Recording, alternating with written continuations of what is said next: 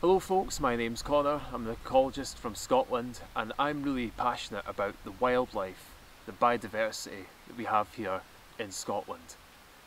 One topic I'm really interested in is ecological restoration, known by a more familiar term, rewilding. To put it simply, rewilding means restoring nature to a healthier state, allowing ecosystems to function properly and giving nature the opportunity to thrive. When I discovered the concept of rewilding, it instantly struck a chord with me. Before then I'd been living in places such as Canada and New Zealand, and these are countries which are rich in wildlife. When I returned to Scotland I couldn't help but feel a little bit underwhelmed. One thing that really stuck out for me was the lack of trees in this country. Canada and New Zealand, there was places you could go and the place was blanketed in trees. You could look for miles and there'd be trees as far as the eye could see. However, in Scotland it's quite the opposite. You can look out over the hills and there might not be a tree for miles. Many of our hills are treeless, barren and bare. Why is this? Why are we different?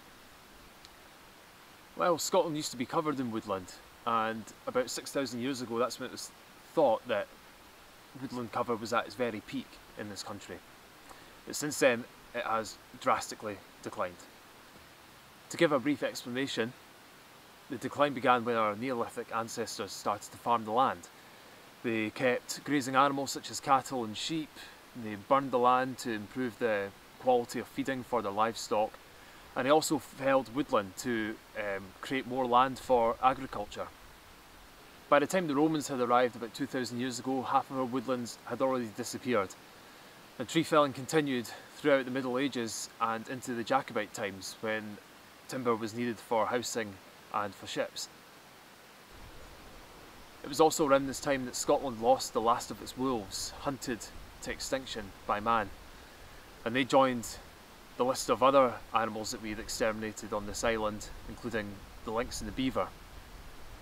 The Highland clearances soon followed, and that brought sheep farming on a massive scale. The Victorians then started managing sporting estates for shooting deer and grouse. As a result, deer numbers increased dramatically and vast swathes of land were burned for shooting grouse. The combination of overgrazing by deer and sheep and burning of the land prevented our woodlands from ever recovering.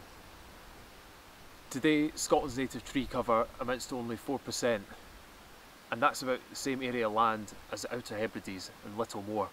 Our existing native woodland habitats are few in number, fragmented, and still unable to recover properly due to overgrazing and burning.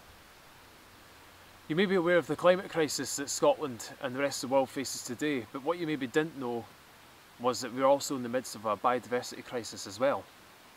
Biodiversity is declining across the world at the fastest rate ever in human history, and it may shock you to hear that Scotland is actually one of the worst countries rated for biodiversity in the world.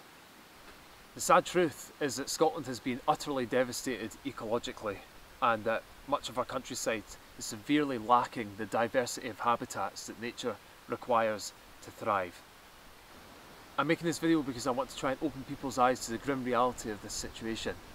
Having spent many an hour on social media debating rewilding topics, I often see the same reasons and obstacles being given as to why we cannot rewild.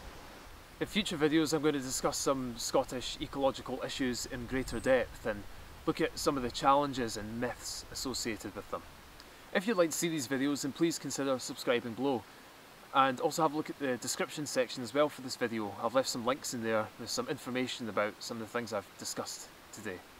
Thanks for watching.